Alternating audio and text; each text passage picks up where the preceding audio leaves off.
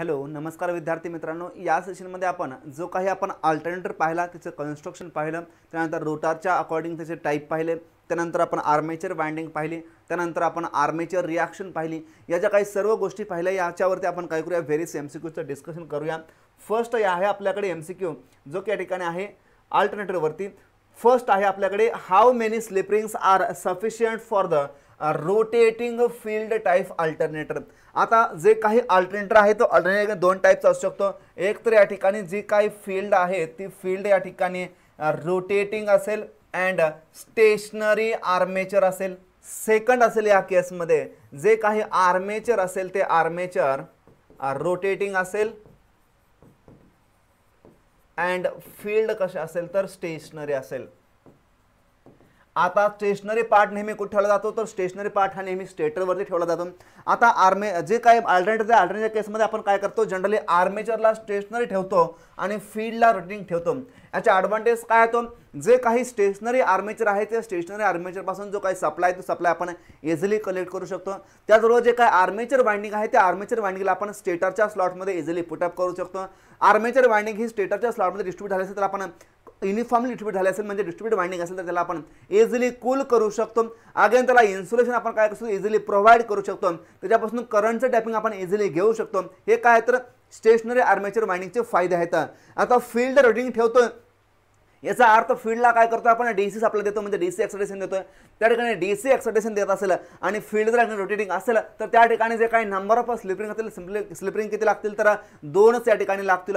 म्हणजे जर आपण आर्मेचरला रोटेटिंग ठेवलं तर त्या केसमध्ये 3 स्लिपरिंगची रिक्वायरमेंट आहे. पण जर त्याच वेळेस आपण जर फील्डला फील्डला जर रोटेटिंग ठेवलं तर त्या केसमध्ये फक्त आपल्याला 2 स्लिपरिंगची गरज आहे. म्हणजे हा या ठिकाणी एक ॲडव्हान्टेज आहे. म्हणजे स्लिपरिंग किती लागतील तर स्लिपरिंग या ठिकाणी 2 लागतील. किती तर 2. जनरली स्लिपरिंग बनलेला कोणापासून असतात तर फॉस्फरस ब्रॉन्झ म्हणा किंवा ब्रास या मटेरियलपासून स्लिपरिंग या बनलेला असतात. ही गोष्ट आपण लक्षात ठेवायच्या. नेक्स्ट आहे the cylindrical rotor type alternator are driven by. आता कोणता आहे रोटार तर सिलेंड्रिकल रोटर आहे. याला काय करायचं आपल्याला ड्राईव्ह करायचं आहे. कशाने आपण ड्राईव्ह करू शकतो, आपण पाहिलं की एक सलाइंड पोलचा रोटर होता. कोणता सलाइंड पोलचा आणि दुसरा होता नॉन सलाइंड पोल. कोणता नॉन सॅलियंट पोल म्हटलं तरी चालेल. त्यालाच आपण सिलेंड्रिकल असे म्हणतो. त्यालाच आपण वाउंड रोटर असं या ठिकाणी म्हणू शकतो. आजचा जो काही सलाइंड पोल होता त्या सलाइंड पोल बाबत आपण एक इम्पॉर्टंट फीचर पाहिलं काय, त्याचा जो काही डायमीटर होता तो डायमीटर काय होता तर लार्ज होता as compared to the axial length. म्हणजे D/L चा रेशो किती होता तर 5 होता या केसमध्ये. म्हणजे लार्ज डायमीटर आणि ॲक्झेल लेंथ कशी होते कमी होते. जर असं असेल तर ज्यावेळेस आपण हाय स्पीड रोटर करायला जाऊया त्यावेळेस काय होतं याच्यामध्ये लार्ज सेंट्रिफ्युगल फोर्स काय तर डेव्हलप होते आणि तो जो काय अल्टरनेटर जो काय रोटर आहे त्या रोटरला डॅमेज होण्याचे चान्सेस आहेत. म्हणून आपण हाय स्पीड रोटर करू शकत नाही. जनरलच्या स्पीडची रेंज काय होती तर 50 RPM पासून 1000 RPM मध्ये आपण रोटेट करू शकतो. म्हणजे याची स्पीडची रेंज होते. म्हणजे पोल किती असतील तर एक ठिकाणी पोल असतील 120 पासून 4 पोल 6 पोल पर्यंत काय असेल ही मशीन या ठिकाणी आपण यूज करू शकतो. म्हणजे ऍक्च्युअली जो काही लो स्पीडला आपण ऑपरेट करतो या मशीनचा कोणाचा तर सलाइंड पोलचा जर लो स्पीडला असेल तर याला आपण लो स्पीड अल्टरनेटर किंवा त्याला आपण हायड्रो अल्टरनेटर असंही म्हणतो. काय म्हणतो हायड्रो. रिझन काय आहे तर याचा उपयोग आपण हायड्रो पॉवर प्लांट आणि डिझेल पॉवर प्लांट मध्ये करतो. आता यासाठी जे काय टर्बाइन असेल टर्बाइन कोणते असतील तर जे काय फ्रान्सिस असेल कपलाइन असेल त्याचबरोबर जे काही पेल्टन असेल हे टर्बाइन आपण काय करूया या केसमध्ये यूज करूया. म्हणजे हायड्रो टर्बाइन आणि त्यानंतर डिझेल टर्बाइन आपण काय करतो या केसमध्ये यूज करण्याचा प्रयत्न करतो. हायड्रो टर्बाइन डिझेल टर्बाइन हे काय आहे तर लो स्पीड टर्बाइन आहेत. जनरली याला आपण काय म्हणतो तर लो स्पीड अल्टरनेटर असं म्हणतो. आता नॉन सलाइंड पोल आहे सिलेंड्रिकल आहे त्यालाच आपण वाउंड रोटर असं म्हणतो. यामध्ये जो काय L/D चा रेशो असतो किती असतो तर 5 to 7 टाइम्स असतो. म्हणजे या केसमध्ये जो काय लार्ज आहे तो लार्ज डायमीटर इथं नसतो. इथं काय असतो तर डायमीटर हा स्मॉलर असतो as compared to the axial length. म्हणजे लेंथ कशी आहे तर या ठिकाणी लार्ज आहे. जर या ठिकाणी लेंथ लार्ज असेल आणि जो काही डायमीटर स्मॉल असेल तर या ठिकाणी जे काही सेंट्रिफ्युगल फोर्सेस आहेत ते सेंट्रिफ्युगल फोर्सेस डेव्हलप होणार नाहीत. जर हे डेव्हलप होणार नसतील तर याला आपण हाय स्पीडला रोटेट करू शकतो. मग यासाठी जे काही सुटेबल टर्बाइन कोणते होते तर या ठिकाणी स्टीम टर्बाइन असतील, त्यानंतर न्यूक्लियर टर्बाइन असतील, म्हणजे याला आपण प्राइमर कोणते असतील हे म्हणतोय, आणि त्यानंतर गॅस टर्बाईन असतील. कोणते? तर गॅस टर्बाईन असतील. म्हणजे ऍक्च्युअली जे काही प्राइमर असतील ते प्राइमर हे असतील. प्राइमर जर हे असतील तर यालाच याचा जो काही यूज आहे तो आपण यूज कुठे करतो, तर एक तर या ठिकाणी स्टीम पॉवर प्लांट म्हणजे थर्मल पॉवर प्लांट मध्ये, न्यूक्लिअर पॉवर प्लांट मध्ये आणि गॅस पॉवर प्लांट मध्ये आपण काय करतो, अल्टरनेटचा यूज करतो. आता याचे जे काही स्पीड रेंज किती आहे बघा, एक तर या ठिकाणी 1500 RPM पासून 3000 RPM पर्यंत असेल कोणासाठी, तर जे काही 50 हर्ट्झ फ्रिक्वेन्सी आहे त्यासाठी, आणि 1800 RPM पासून 3600 RPM पर्यंत असेल कोणासाठी, तर 60 हर्ट्झ फ्रिक्वेन्सीसाठी.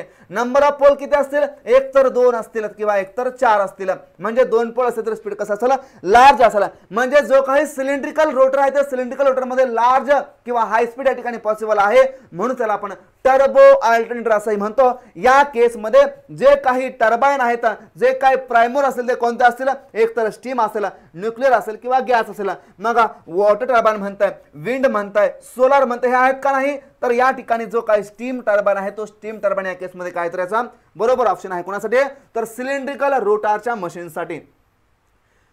याच्यामध्ये डिस्कशन दिलेलं आहे, याचं आपण ऑलरेडी सांगितलेलं आहे. Which of the following statement is not true about the alternator with a cylindrical rotor. आता सिलेंड्रिकल रोटर मध्ये कोणतं स्टेटमेंट बरोबर नाही असा क्वेश्चन आहे आपल्याकडे. आता सिलेंड्रिकल रोटर मध्ये बघा, there is a no need of a damper winding. अच्छा, हे बरोबर आहे.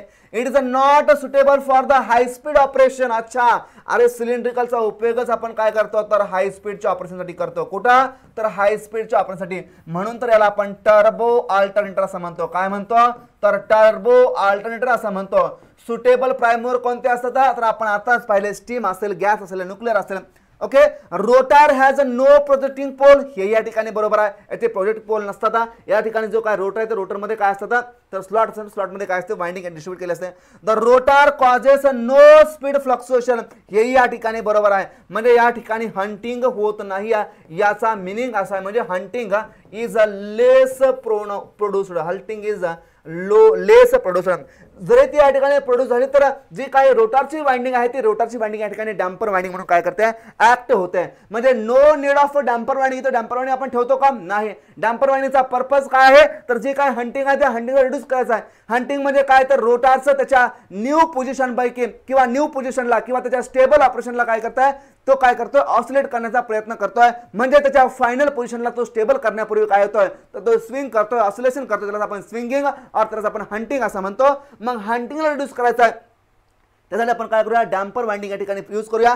डॅम्पर वाइंडिंग काय करेल, तर डॅम्पर टॉर्क डेव्हलप करेला, डॅम्पिंग टॉर्क डेव्हलप करेला. डॅम्पिंग टॉर्क कशासाठी असतं, तर ऑसिलेशनला रिड्यूस करायचं आहे, तर डॅम्पिंग टॉर्क येईल.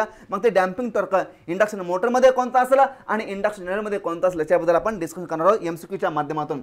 ओके, म्हणजे या ठिकाणी बरोबर ऑप्शन कोणता असेल, तर ऑप्शन नंबर सेकंड या केसमध्ये काय असेल तर याचा बरोबर आन्सर असेल. म्हणजे नॉट ट्रू कोणता असेल, तर it is not suitable for the high speed operation. Generally याचा उपयोगच आपण हाय स्पीड साठी करतो. ऑप्शन नंबर सेकंड असेल याचं बरोबर आन्सर. ओके, अगेन याच्याबद्दल डिस्कशन दिलेलं आहे, काय काय आहे ते मी ऑलरेडी सांगितलेलं आहे. Determine the pitch factor for winding 36 stator slot 4 poles coil span is equal to 1 to 8. आता या ठिकाणी आपल्याला विचारलेलं आहे पिच फॅक्टर. पिच फॅक्टर म्हणजे काय असतो, KP is equal to cos of alpha by 2. Define कोणासाठी केला असतो, तर एक तर या ठिकाणी फुल पिच वाइंडिंग असेल आणि शॉर्ट पिच वाइंडिंग असेल. यासाठी काय केला असतो, डिफाइन केला असतो. आता फुल पिच म्हणजे काय, ज्याच्यामध्ये कॉइल स्पॅन हा 180 डिग्री आहे, म्हणजे त्या ठिकाणी पोल पिचच्या बरोबर आहे, त्याला आपण म्हणतो या ठिकाणी फुल पिच. ज्याच्यामध्ये कॉइल स्पॅन हा beta is not equal to 1 degree असेल त्याला आपण म्हणतो शॉर्ट पिच वाइंडिंग. मग या केसमध्ये काय येतो, तर अल्फा येतो, ज्याला की आपण शॉर्ट पिच अँगल असं म्हणतो. म्हणजे या ठिकाणी वाइंडिंग किती अँगलने शॉर्ट झालेला आहे त्याच्या पोल पिच पासून, म्हणजे 180 डिग्री पासून किती शॉर्ट आहे त्याला आपण म्हणतो शॉर्ट पिच अँगल. आता या ठिकाणी स्लॉट किती आहेत, तर स्लॉट आहेत 36. पोल किती आहेत, तर 4 आहेत. मग स्लॉट पर पोल किती येतील, तर 36 डिवाइडेड बाय 4 करा, म्हणजे 9 स्लॉट पर या ठिकाणी पोल येतील. आता या ठिकाणी कॉइल स्पॅन आपल्याकडे दिलेला आहे की ते 1 पासून 8 पर्यंत या ठिकाणी आपल्याला कॉइल स्पॅन दिलेला आहे. म्हणजे ऍक्च्युली 1 पासून 8 पर्यंत हा कॉइल स्पॅन दिलेला आहे. आता या ठिकाणी आपण स्लॉट पर पोल या ठिकाणी पहिले 9. आता या ठिकाणी जो काय प्रत्येक स्लॉटचा अँगल आहे तो अँगल आपण कॅल्क्युलेट करू शकतो का, यस करू शकतो.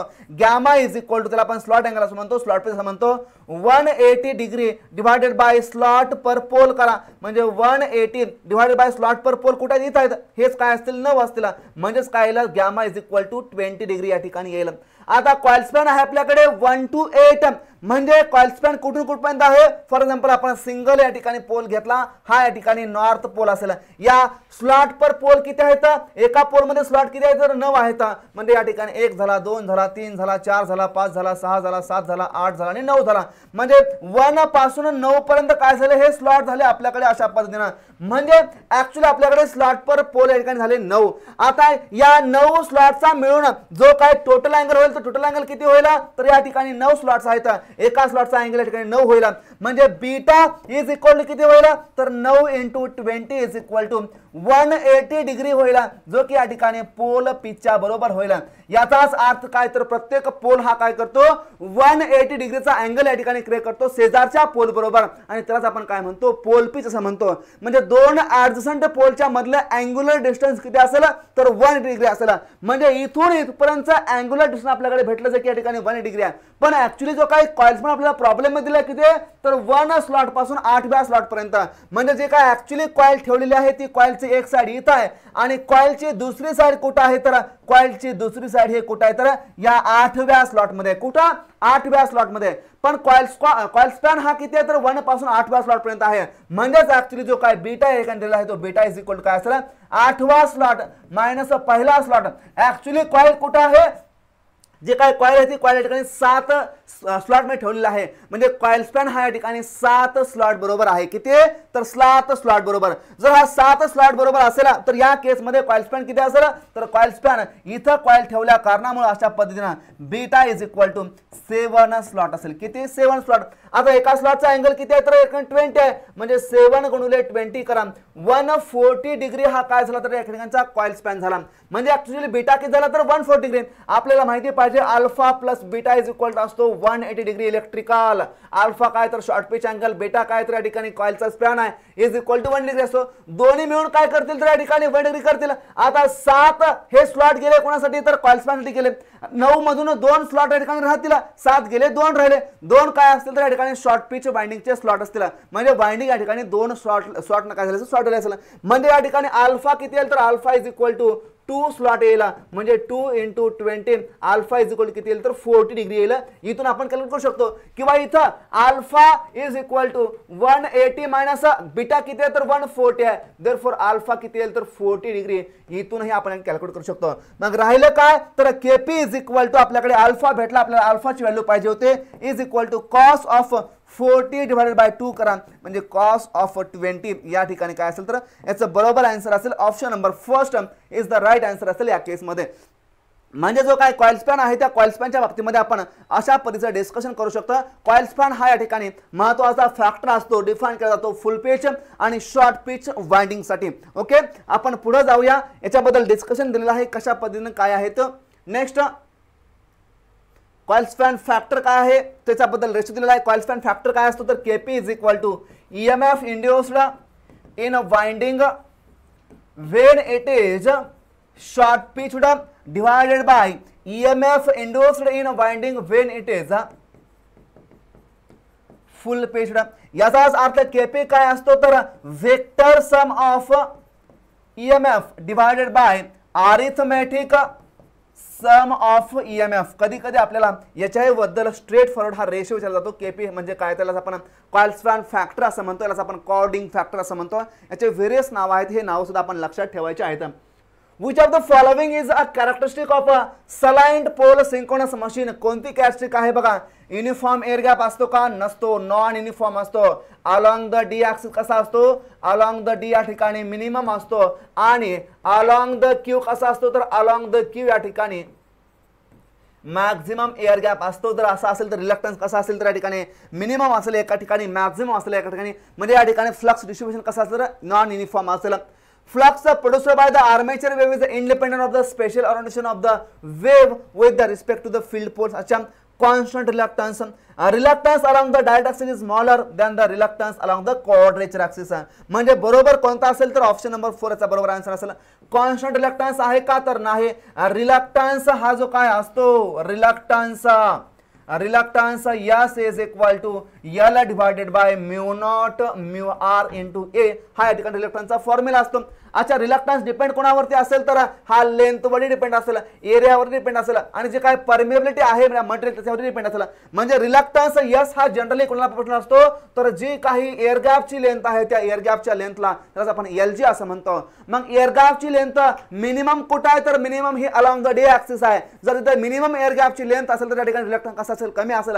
रिलक्टन्स जे काही लेंथ आहे ती लेंथ मॅक्झिमम कुठे आहे तर अलॉंग द क्यू ऍक्सिस आहे, त्या ठिकाणी रिलक्टन्स कसा असेल, मॅक्झिमम असेल. म्हणजे हा कॉन्स्टंट पॉसिबल आहे का तर नाही, हा या ठिकाणी पॉसिबल नाही, हा या ठिकाणी पॉसिबल नाही. करेक्ट आन्सर कोणता असेल, option number 4 is the right answer असेल या केस मध्ये. Determine the pitch, that is coil span factor for the winding having 36 stator slots, 2 poles and the coil span is equal to 1 to 10 आहे. अच्छा, again आपल्याकडे KP विचारलेला आहे. KP is equal to cos of alpha by 2 या ठिकाणी आपल्याला formula असतो. आपल्याला अल्फाचं कॅल्क्युलेशन करायचं आहे. अल्फासाठी आपण काय करू शकतो बघा, या ठिकाणी स्लॉट पर पोल किती आहेत तर 36 divided by 2 is equal to 18 slot per pole आहेत. गॅमा म्हणजे प्रत्येक स्लॉटचा अँगल किती आहे या ठिकाणी. आता गॅमा इज इक्वल टू प्रत्येक स्लॉटचा अँगल म्हणजे 180 divided by slot per pole. आता 180 डिवायडेड बाय 80 करा which is equal to 10 degree. हा या ठिकाणी काय येईल तर 10 डिग्री हा या ठिकाणी गॅमा येईल, स्लॉट अँगल येईल. आता स्लॉट पर पोल आपल्याकडे किती आले तर slot per pole is equal to आपल्याकडे 18 आले. म्हणजे प्रत्येक पोल मध्ये स्लॉट किती आले तर 18 आले. आता 18 स्लॉट प्रत्येक पोल मध्ये आहेत. प्रत्येक पोलचा अँगल किती असतो तर या ठिकाणी 180 डिग्री इलेक्ट्रिकल असतो.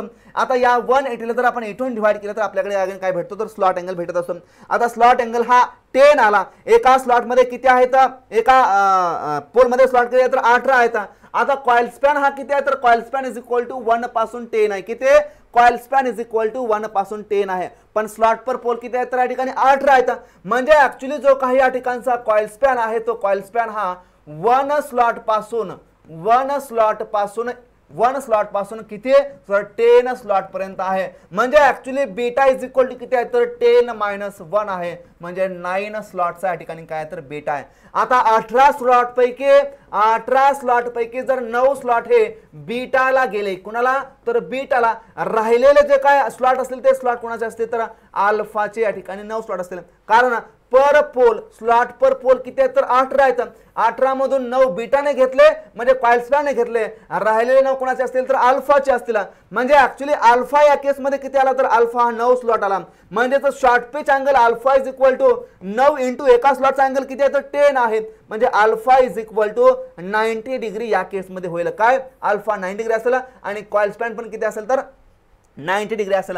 आता अल्फा आपल्याकडे 90 डिग्री झाला. मग कॉस ऑफ अल्फा या ठिकाणी ठेवा म्हणजे केपी इज इक्वल टू होईल कॉस 90 डिवायडेड बाय 2 करा म्हणजे कॉस ऑफ 45 करा विच इज इक्वल टू 0.0707. यालाच आपण √1 डिवायडेड बाय √2 असं लिहितो. ऑप्शन असेल option number 4 is the right answer असेल या केसमध्ये. म्हणजे आपल्याला अशा पद्धतीचा क्वेश्चन एक्झामला विचारला जाऊ शकतो. कोणाच्या बाबतीमध्ये, कॉइल स्पॅन फॅक्टरच्या बाबतीमध्ये. नेक्स्ट आहे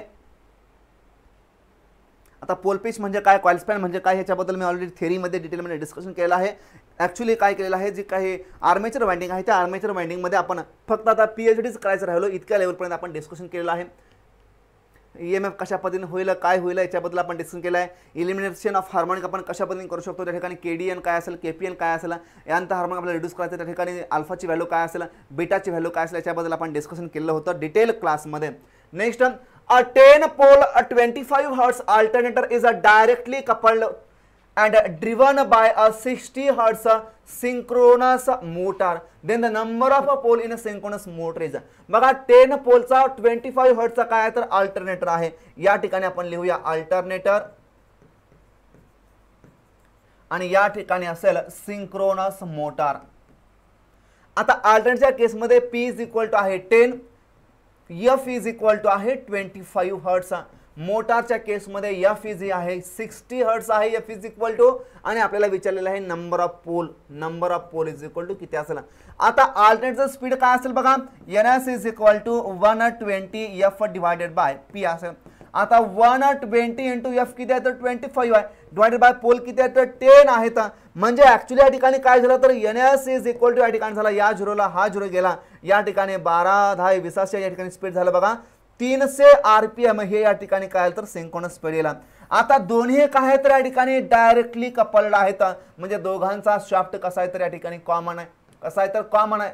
जर अल्टरनेटर हा 300 RPM ने रोटेट करत असेल तर सिंक्रोनस मोटर सुद्धा काय करायला पाहिजे 300 RPM ने रोटेट करायला पाहिजे. म्हणजे या ठिकाणी NS ऑफ ए जो काय आहे तो NS of A must be equal to असायला पाहिजे NS ऑफ M मध्ये. म्हणजे सिंक्रोनस मोटरचं स्पीड हे कोणाबरोबर असायला पाहिजे तर अल्टरनेटरच्या स्पीड बरोबर असायला पाहिजे, कारण सिंक्रोनस मोटरनं काय केलेलं आहे अल्टरनेटर ड्राइव्हिंग केलेलं आहे. Therefore NS M should be equal to 300 RPM. किती 300 RPM असायला पाहिजे. मग 300 RPM साठी नंबर ऑफ पोल किती असतील तर इज इक्वल टू 120 फ्रिक्वेन्सी दिलेली किती 60 डिवाइडेड बाय काय करा P करा. देअरफॉर मोटरचे पोल किती असतील तर PM is equal to 120 × 60 divide by काय करा या ठिकाणी RPM करा. या झिरोला हा झिरो गेला, याला हा गेला, राहिलं काय याने ह्याला 2 भाग गेला, 12 2 24, म्हणजे 24 पोल या ठिकाणी असतील कोणाला तर या ठिकाणी मोटरला. जर मोटर ही 24 पोलची असेल आणि अल्टरनेटर हा 10 पोलचा असेल, याची फ्रिक्वेन्सी 25 असेल, याची फ्रिक्वेन्सी 65 असेल, तर दोघांचा जो काही शाफ्ट आहे तो शाफ्ट या ठिकाणी जो काही स्पीड असेल त्या स्पीडचं या ठिकाणी काय असेल तर 300 RPM असेल. किती तर 300 RPM. इकडे या ठिकाणी काय असेल तर अल्टरनेटर असेल, काय असेल तर अल्टरनेटर असेल, इकडे या ठिकाणी काय असेल तर मोटर असेल. दोघांचं स्पीड काय असेल तर 300 आणि 300 RPM असेल. याचे पोल 10 असतील, याचे पोल या ठिकाणी 24 असतील. अशा पद्धतीने आपल्याला एक्झाम मध्ये क्वेश्चन विचारला जाऊ शकतो कपलिंग वरती. Next, the number of electrical degree passed through a 1 revolution of a 6 pole synchronous alternator is. बघा येईल विचारलेला क्वेश्चन आहे. अच्छा, या ठिकाणी काय विचारलं इलेक्ट्रिकल डिग्री आपल्याला माहिती पाहिजे theta electrical is equal to असतो P divided by 2 times of theta mechanical. असं का हो, कारण आपल्याला माहिती आहे जो काय प्रत्येक पोल आहे तो प्रत्येक पोल हा शेजारच्या पोल बरोबर 180 डिग्रीचा या ठिकाणी अँगल तयार करतो. म्हणजे प्रत्येक पोल जर शेजारच्या पोल बरोबर 180 डिग्रीचा अँगल तयार करत असेल तर for P pole machine total angle किती होईल तर P × 1 डिग्री हा टोटल अँगल होईल. पण जर फिजिकल अँगलचा विचार केला मेकॅनिकल अँगलचा विचार केला जो डोळ्यांना दिसेल तो थीटा मेकॅनिकल किती असतो तर तो हा एका कंप्लीट रिव्हॉल्यूशन किती असतो तर 360 डिग्रीचा असतो. म्हणजे एका कंप्लीट रिव्हॉल्यूशन जर आपण या ठिकाणी करायला गेलो इथून स्टार्ट केला असं फिरलो तर हे कंप्लीट रिव्हॉल्यूशन किती असेल तर 360 डिग्रीचा असेल. आणि यालाच आपण थीटा मेकॅनिकल असं म्हणतो जो काही ठिकाणी मेकॅनिकल अँगल आहे. आपल्याला विचारलं theta electrical is equal to pole किती आहेत तर या ठिकाणी 6 पोल आहेत. डिवाइडेड बाय 2 करा इंटू 360 करा, काय करा इंटू 360 करा. याला 2 भाग जाईल, कितीनं जाईल 2, म्हणजे 180 राहिला. 6 × 180 आय थिंक 1080 या ठिकाणी काय तर डिग्री हा या ठिकाणी अँगल येईल. थीटा इलेक्ट्रिकल किती 1080 म्हणजे 1080 डिग्री येईल. यालाच आपण कधी कधी del is equal to P/2 times of alpha असं म्हणतो. Where del is nothing but the electrical angle, alpha is nothing but the mechanical angle आणि P is nothing but the number of pole. म्हणजे actually theta electrical is equal to किती आहे तर theta electrical is equal to 1080 आहे. किती 1080 degree आहे. पण त्याच केसमध्ये थीटा मेकॅनिकल किती असतो तर हा फक्त 360 डिग्री असतो. किती तर 360. ओके, म्हणजे जर या ठिकाणी मशीन ही जर P पोलची असेल तर त्या P पोलच्या मशीनने तयार केलेला अँगल किती असेल तर या P पोलच्या मशीनसाठी P × 180 डिग्री, कारण प्रत्येक पोल काय करेल 180 चा अँगल तयार करेल. आता मशीन किती पोलची आहे तर 6 पोलची आहे. 6 × 180 करा म्हणजे 8 सके किती झाले 8 म्हणजे 1080 डिग्री काय झाला. इथून आपण याचं कॅल्क्युलेशन करू शकतो. हा फॉर्म्युला या ठिकाणी आपण यूज करू शकतो. म्हणजे ऑप्शन काय असेल ऑप्शन नंबर 3 या केसमध्ये काय असेल बरोबर आन्सर असेल.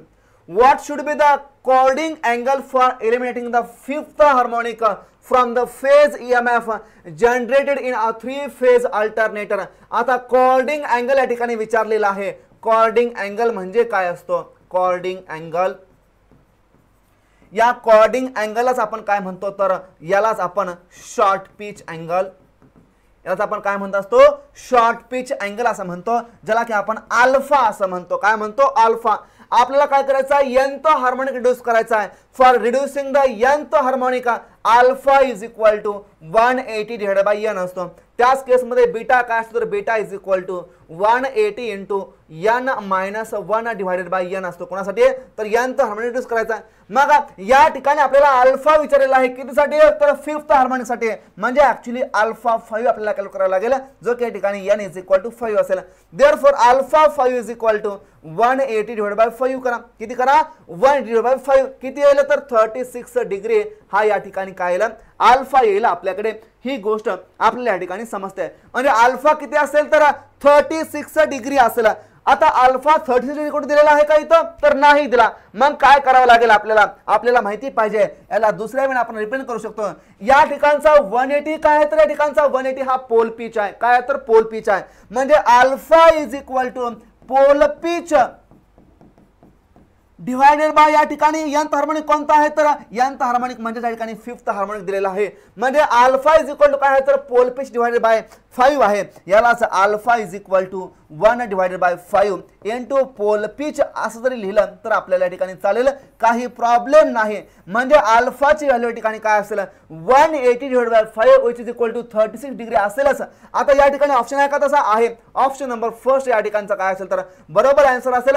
यालाच आपण लिहू शकतो 1/5 into 180 which is equal to 36 degree. Elimination of the fifth harmonic. या केस मध्ये बीटा काय असेल? बीटाची व्हॅल्यू 180 डिवायडेड बाय 5 रिड्यूस करायचं आहे. काय करायला लागेल? 5 इंटू 1 मायनस 5 करायला लागेल. म्हणजे 180 इंटू 4 डिवायडेड बाय 5 करायला लागेल.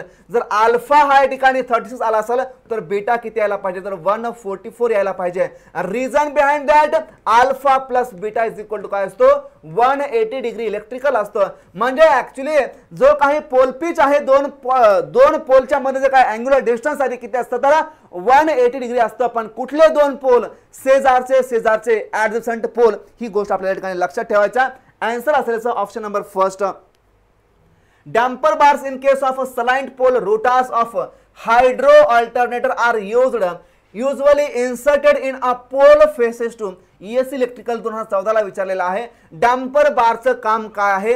रोटरच्या केस मध्ये. कोणतं रोटर आहे? तर सलाइन पोलचं रोटर आहे. मग डॅम्पर बार हे जनरली कुठे यूज केले जातात? सलाइन पोल रोटरच्या केस मध्ये यूज केले जातात. जनरली नॉन सलाइन पोलच्या केस मध्ये म्हणजे सिलेंड्रिकल रोटरच्या केस मध्ये यूज केले जात नाहीत.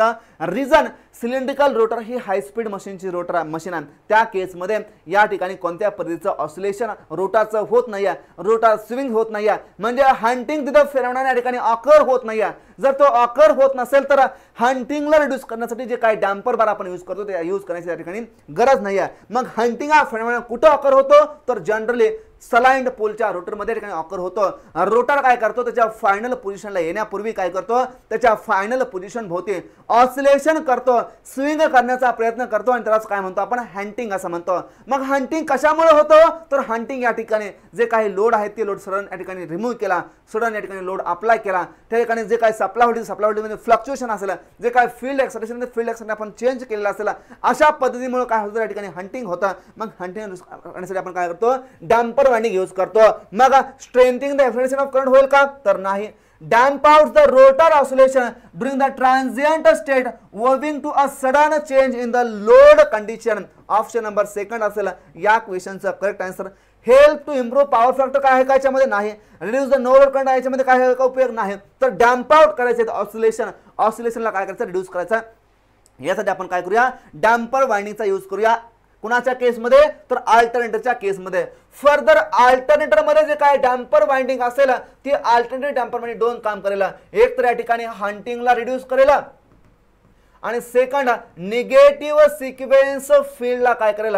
निगेटिव्ह सिक्वेन्स फील्डला काय करेल? सप्रेस करण्याचा प्रयत्न करेल. काय करेल? कमी करण्याचा प्रयत्न करेल. मोटारच्या केस मध्ये काय करेल?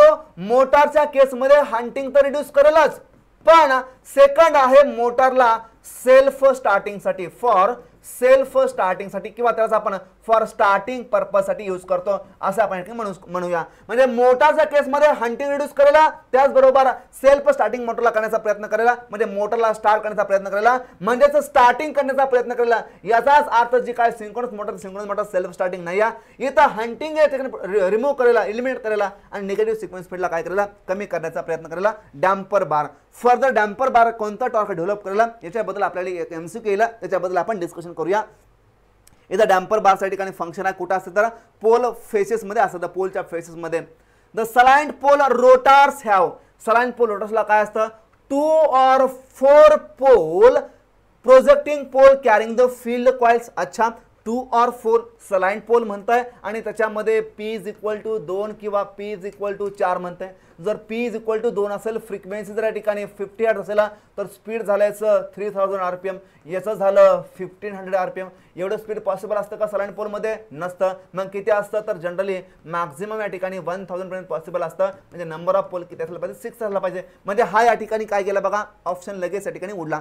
अ large number of projecting poles carrying the field winding. अच्छा लार्ज नंबर आहे, किती अप्रॉक्सिमेटली 120 पासून 6 पर्यंत असेल. म्हणजे 6 पासून 120 पर्यंत पोल असतील याच्यामध्ये. Thick steel lamination riveted together and fixed to the rotor by the dovetail joint. म्हणजे हे या ठिकाणी बरोबर असेल. काय केलेलं आहे तर जॉइंट केलेलं आहे, लॅमिनेशन असेल. Pole faces usually provided the slots for a damper winding. हे बरोबर आहे, डॅम्पर वाइंडिंग ठेवतो. All of the above except A, म्हणजे सर्व ऑप्शन वरचे बरोबर आहेत, फक्त एक एक्सपेक्शन आहे. कोणता तर या ठिकाणी ए हा ऑप्शन बरोबर नाही आहे. म्हणजे ऑप्शन नंबर ई या केसमध्ये काय असेल त्याचा बरोबर आन्सर असेल option number E. All of the above except A are correct आहेत. कोणते आहेत? करेक्ट आहेत. हे याचं काय असेल तर बरोबर आन्सर असेल. Next, damper bar placed in a motor pole faces of any alternator help to reduce the hunting. काय करतात? Help to reduce hunting. आता कुठं आपण ठेवलं होतं तर damper bar placed in a motor pole faces of any alternator helps in the reduce the hunting. Above synchronous speed बनली, below synchronous speed बनली, above and below synchronous speed बनली, none of the above. दोन्हीही speed मध्ये काय करतो हंटिंगचा आपण काय करतो, आपण इफेक्ट रिड्यूस करतो. म्हणजे ऍक्च्युअली हंटिंग म्हणजे काय तर जे काय रोटर आहे ते रोटरचं स्पीड हे ऍक्च्युअली सिंक्रोनस स्पीड पेक्षा एक तर जास्त असू शकतं, एक तर कमी असू शकतं. दोन्ही केस मध्ये काय करेला हंटिंग जे रिड्यूस करायचे आहे डॅम्पर वाइंडिंग काय करेल तर डॅम्पर बार या ठिकाणी काय करेल, डॅम्पर बार हे डॅम्पर टॉर्क प्रवाह करण्याचा प्रयत्न करेला. म्हणजे अबोव अँड बिलो सिंक्रोनस स्पीडच्या केस मध्ये काय करेला हंटिंग रिड्यूस करण्याचा प्रयत्न करेला. If NR is equal to NS असेल तर या केस मध्ये जे काय डॅम्पर बार आहेत ते डॅम्पर बार हे इंडक्शन मोटारचं टॉर्क डेव्हलप करतील. कोणता तर induction motor torque is developed in that case. जर NR हा या ठिकाणी ग्रेटर दॅन NS असेल तर या केस मध्ये इंडक्शन जनरेटर टॉर्क डेव्हलप होईल. कोणता तर इंडक्शन जनरेटर. आता ज्या ठिकाणी NR is equal to NS असेल या केस मध्ये झिरो टॉर्क या ठिकाणी प्रोड्यूस होईल. कोणता झिरो टॉर्क प्रोड्यूस होईल.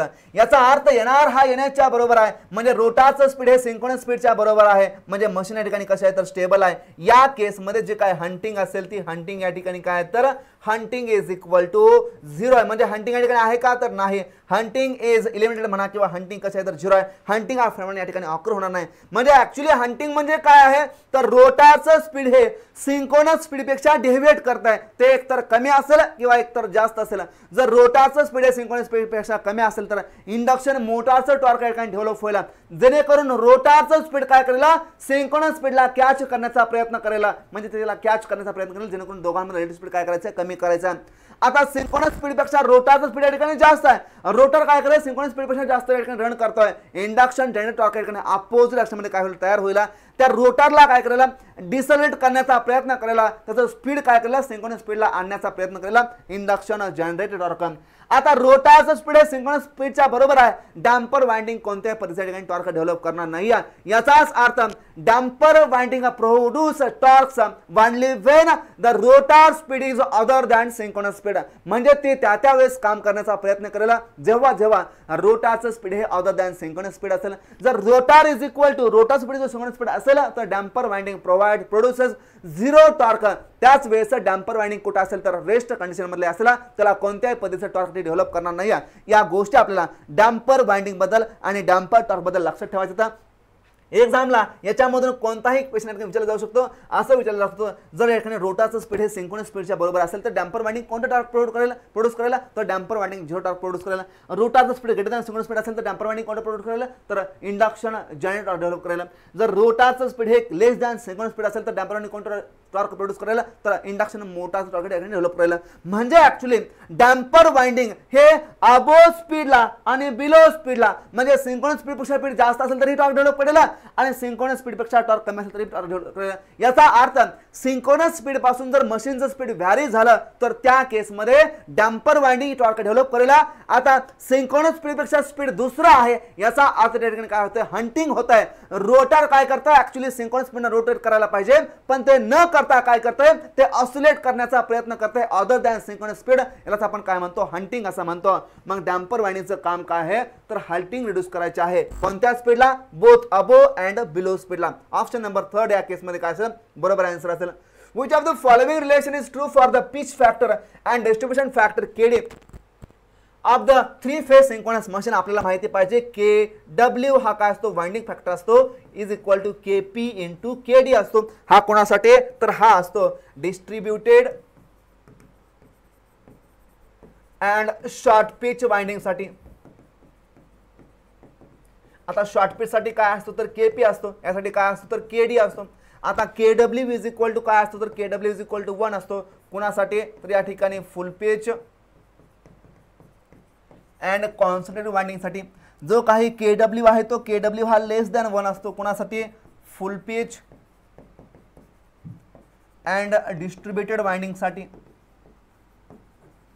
अगेन KW हा लेस दॅन 1 असू शकतो. कुणासाठी, तर या ठिकाणी short pitch and concentrated winding साठी. अगेन KW हा लेस दॅन असू शकतो 1. कुणासाठी, तर ही डिस्ट्रीब्युटेड वाइंडिंग आहे आणि या ठिकाणी शॉर्ट पिचची वाइंडिंग आहे. म्हणजे एवढ्या पॉसिबिलिटी आहेत. आता हा KW जो काय आहे तो KW कसा आहे, तर जो काय EMF असतो तो EMF हा ठिकाणी डायरेक्ट प्रोपोर्शनल टू KW या ठिकाणी असतो. जनरली KW ची व्हॅल्यू कोणासाठी किती असते, तर जनरली KW हा या ठिकाणी लेस दॅन 1 असतो. कारण जे काय वाइंडिंग असते ती वाइंडिंग कोणती असते, तर शॉर्ट पिच वाइंडिंग असते आणि डिस्ट्रीब्युटेड वाइंडिंग असते. शॉर्ट पिच वाइंडिंग यूज करण्याचा प्रयत्न, जे काय डॉमिनंट हार्मोनिक आहे ते डॉमिनंट हार्मोनिक रिड्यूस करायचे. आता डिस्ट्रीब्युटेड वाइंडिंग आपण यूज करतो हायर ऑर्डर हार्मोनिक एलिमेंट होतं. जर हार्मोनिक आणि रिड्यूस झाले तर जो काही EMF आहे ते EMF चा शेप काय होतो, सायनुसॉइड होतो. जर EMF चा शेप सायनुसॉइड झाला तर आपल्याला EMF हा सायनुसॉइडल भेटतो.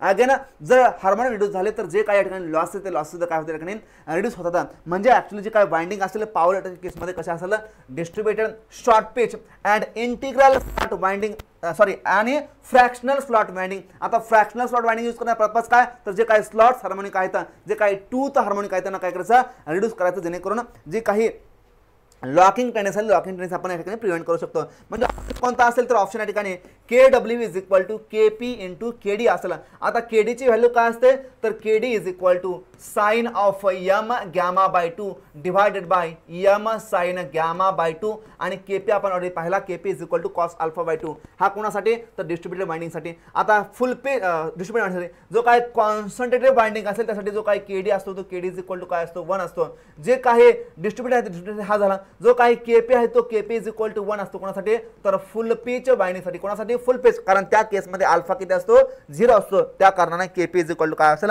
1 असेल. ह्या सर्व गोष्टी आपण लक्षात ठेवायच्या आहेत. नेक्स्ट डिस्ट्रीब्युशन फॅक्टर बद्दल दिलेला आहे. वाइंडिंग फॅक्टर काय आहे, the pitch factor of full pitch alternator is. आता फुल पिच आहे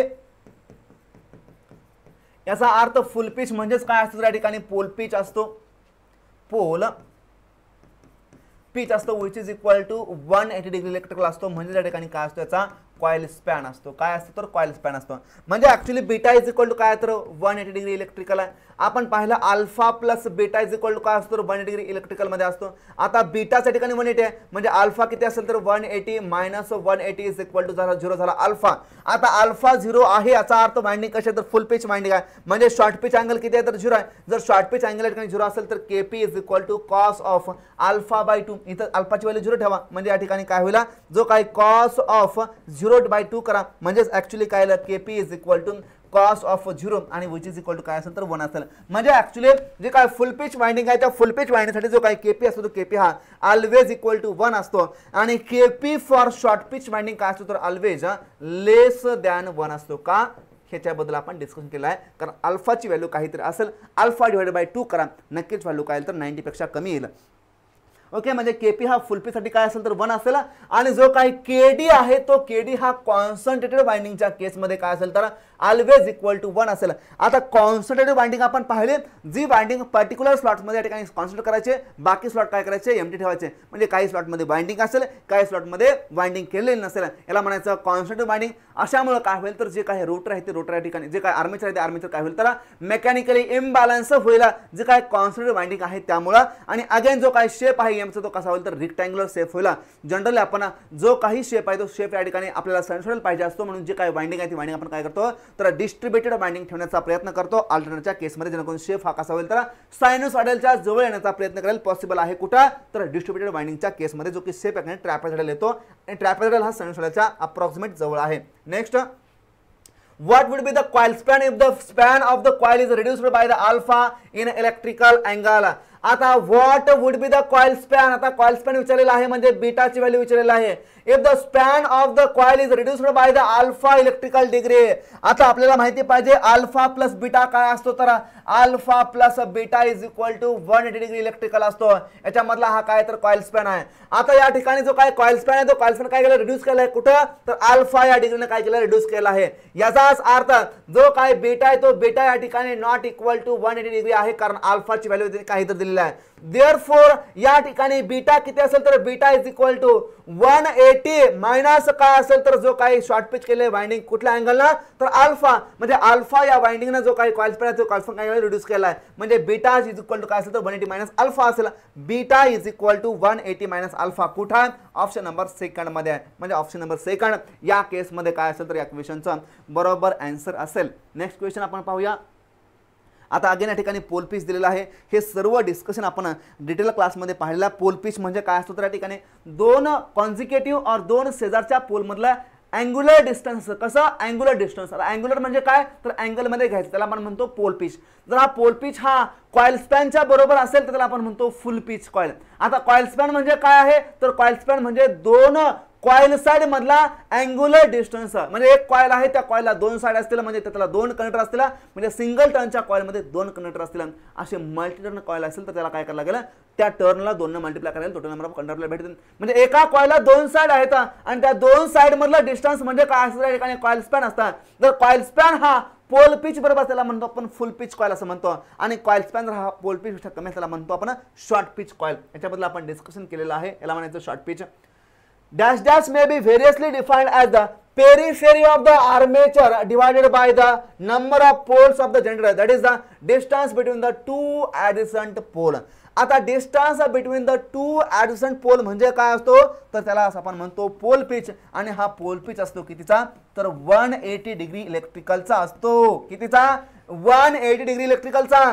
फॉर एक्झाम्पल मशीन 2 पोलची असू द्या, मशीन 4 पोलची असू द्या किंवा मशीन 10 पोलची असू द्या, दोन ॲडजसंट पोल मधला दोन शेजारच्या पोल मधलं काय डिस्टन्स आहे डिस्टन्स किती असतं तर 180 डिग्री इलेक्ट्रिकल असतं. याचाच अर्थ ईच पोल क्रिएट काय म्हणतोय मी each pole create an angle of 180 degree electrical. हा 180 डिग्री इलेक्ट्रिकल अँगल कोणासोबत करेला तर शेजारच्या पोल बरोबर करेला.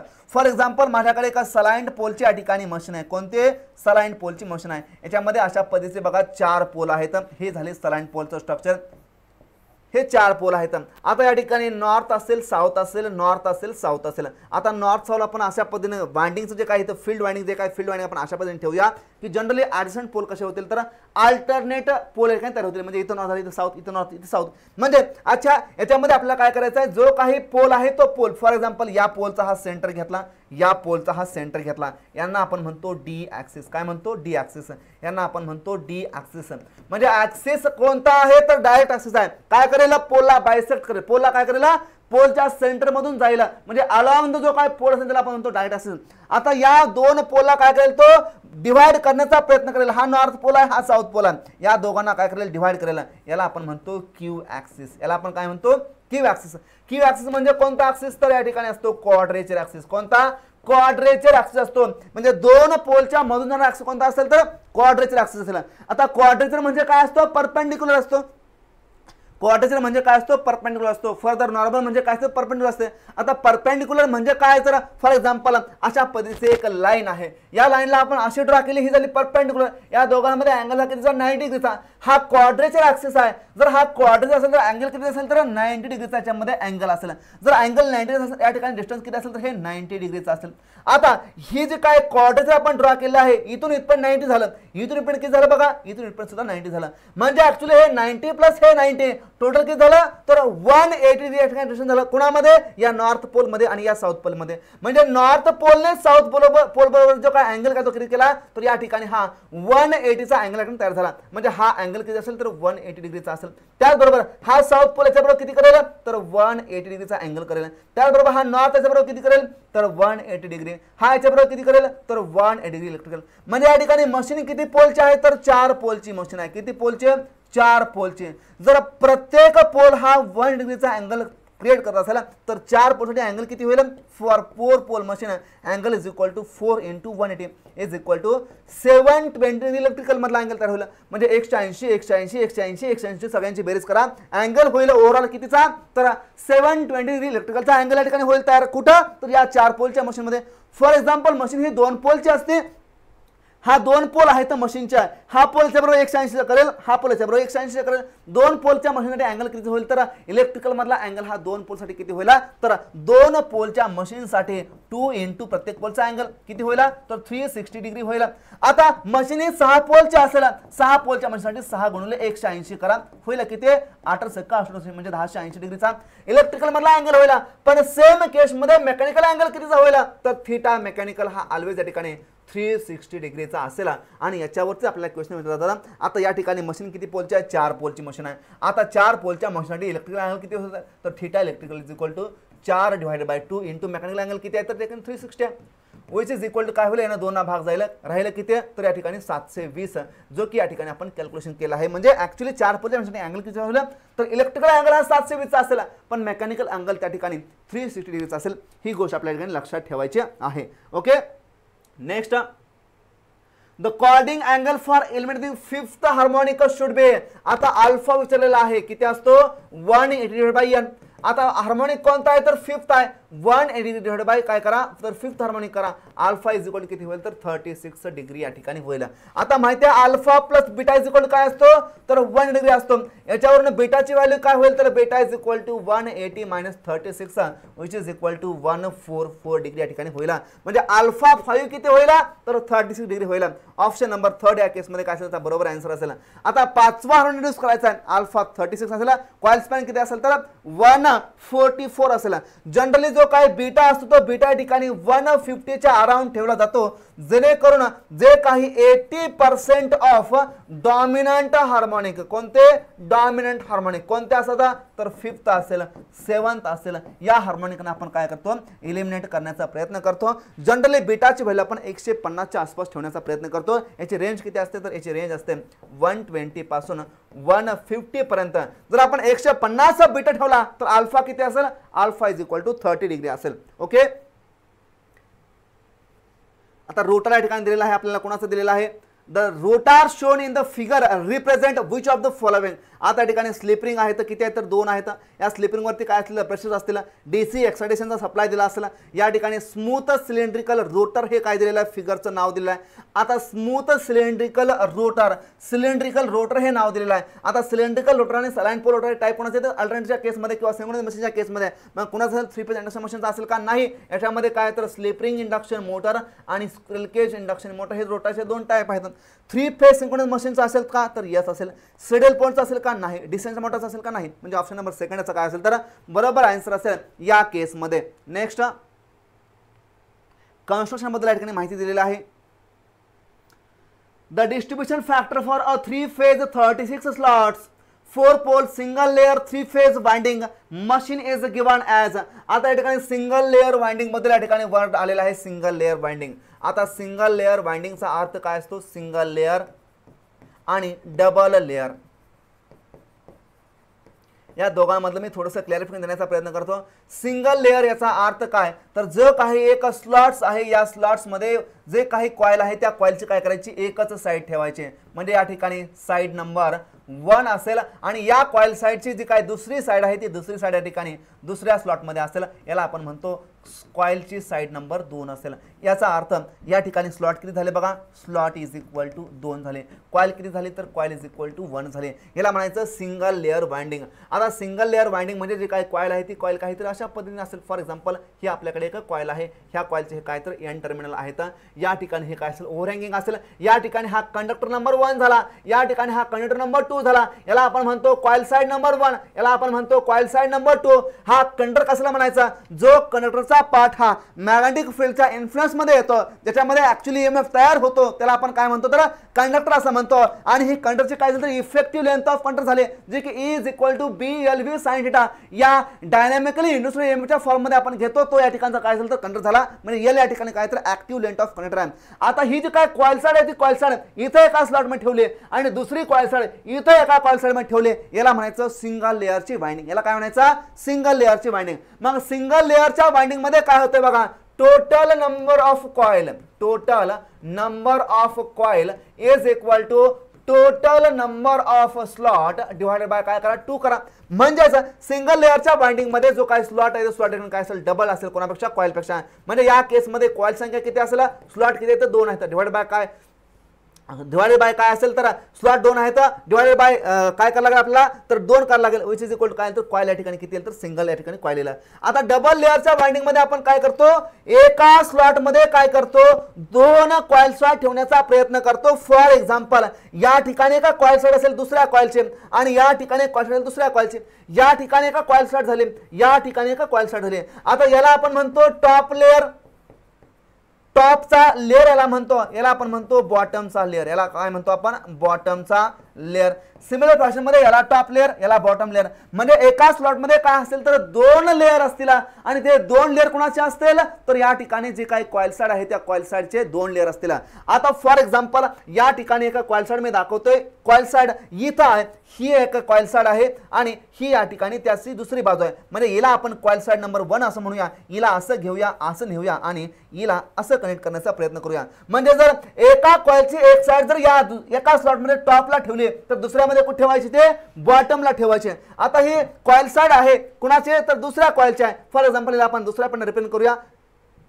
आता इथं ही आहे, हिला काय करायचं असं घ्यायचं आणि या ठिकाणी इथं कनेक्ट करायचं. म्हणजे ऍक्च्युअली काय केलं बघा, इथं ही कॉईलची साइड बॉटमला होती, तिला मी काय केलं टॉपला कनेक्ट केलं. इथं ही कॉईल साइड टॉपला होती, हिला मी कॉईल कुठे केलं बॉटमला कनेक्ट केलं. असं हिला केल्यामुळे काय होतं तर जे काही हे जे काही स्लॉट आहे या स्लॉटमध्ये जे काही कॉईल ठेवलेले आहे त्या कॉईलची जी काही स्ट्रेंथ आहे स्टँडर्ड काय होते वाढते, जेणेकरून ही जी काही कॉईल आहे या कॉईल जे काही कॉईल साइड आहे त्या कॉईल साइड या स्लॉटमधून बाहेर येणार नाहीत. म्हणजे मेकॅनिकल स्ट्रेंथ इम्प्रूव्ह होते. म्हणून आपण काय करतो, जर एका कॉईलची कॉईल साइड ही एका स्लॉटमध्ये टॉपला ठेवली तर दुसऱ्या स्लॉटमध्ये काय करतो ते बॉटमला ठेवतो, जेणेकरून त्याची कॉईल स्ट्रेंथ काय होईल इन्क्रीज होईल. आता या ठिकाणी बघा इथं एक कॉईल साइड आहे आणि इथं एक कॉईल साइड आहे. म्हणजे या ठिकाणी जी काही कॉईल आहे ती कॉईल 1 नंबर झाली इथली. आता हे रेड नंबर वालीची कॉईल झाली दुसरी. म्हणजे या ठिकाणी ऍक्च्युअली 2 कॉईल आहेत, किती 2 कॉईल आहेत. याच्यामध्ये 2 ह्या ज्या काय आहेत ह्या साइड्स आहेत, काय आहेत 2 साइड आहेत, इथं 2 साइड आहेत, इथं सुद्धा किती 2 आहेत. म्हणजे ऍक्च्युअली या ठिकाणी स्लॉट किती आहेत तर स्लॉट इज इक्वल टू 2 आहेत. किती स्लॉट जर 2 आहेत, स्लॉट 2 आहेत. पण what about number of coils, number of coil किती आहेत, या ठिकाणी कॉईल साइड 1, या ठिकाणी कॉईल साइड 1. म्हणजे ही कॉईल झाली, या ठिकाणी कॉईल साइड 1, या ठिकाणी कॉईल साइड 1, हे दुसरी कॉईल झाली. म्हणजे टोटल कॉईल याच्यामध्ये किती आहेत तर कॉईल इज इक्वल टू याच्यामध्ये 2 आहेत. ही गोष्ट आपल्याला समजले. म्हणजे डबल लेअरच्या बाइंडिंग मध्ये total number of coil is equal to total number of स्लॉटच्या बरोबर असते. आणि प्रत्येक स्लॉट मध्ये इव्हन नंबरच्या कॉईल साइड असतील, फॉर एक्झाम्पल 2 असतील, 4 असतील, 6 असतील.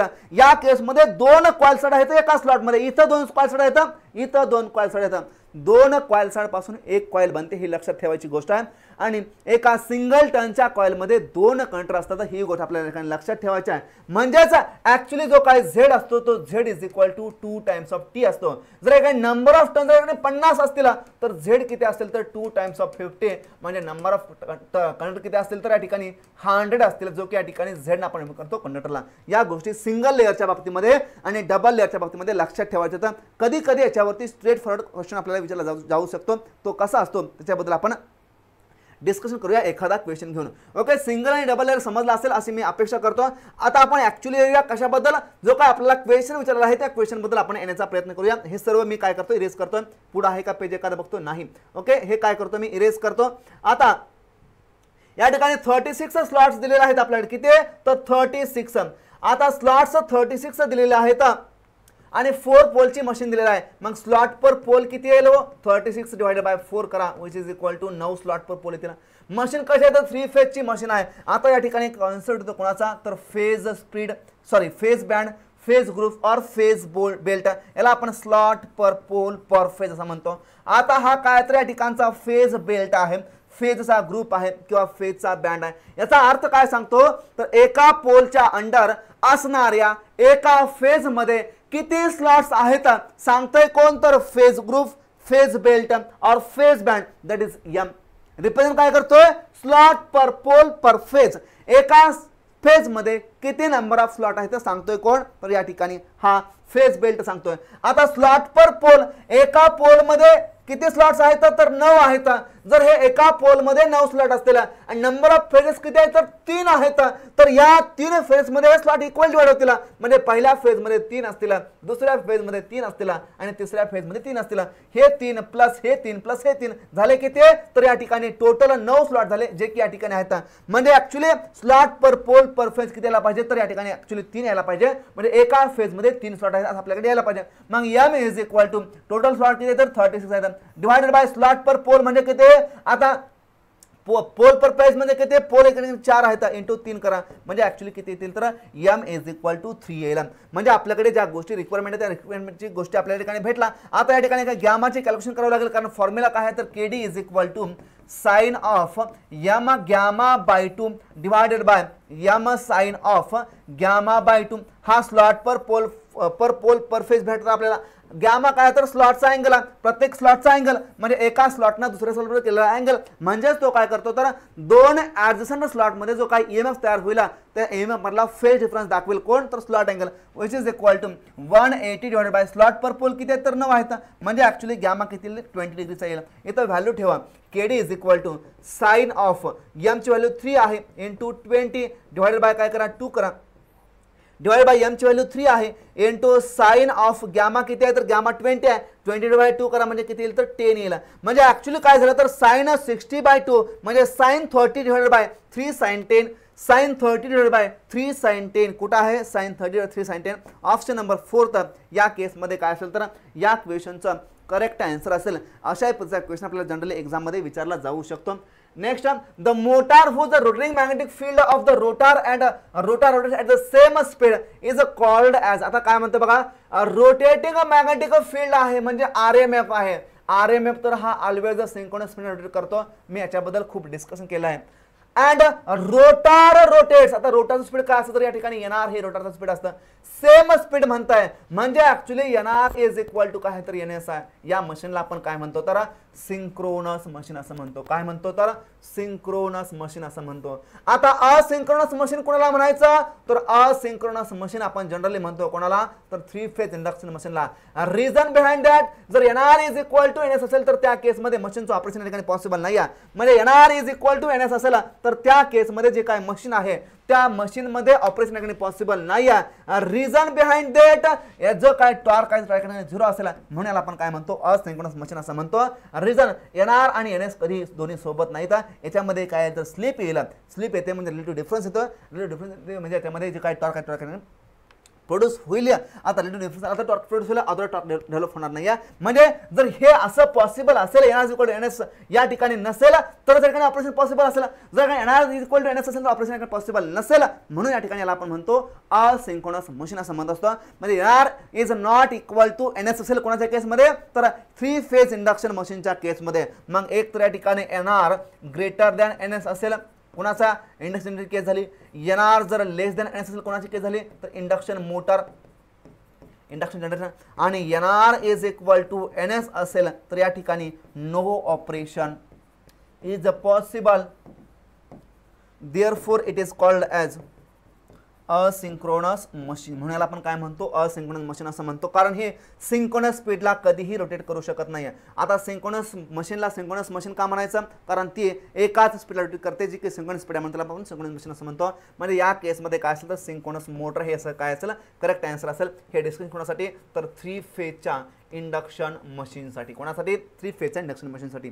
Next, with respect to alternator rotor type select the correct option. आता रोटारच्या टाइप संबंधी आपल्याला करेक्ट ऑप्शन सिलेक्ट करायचा आहे. Salient pole rotor causes no speed fluctuation. अच्छा हे चुकीचं आहे.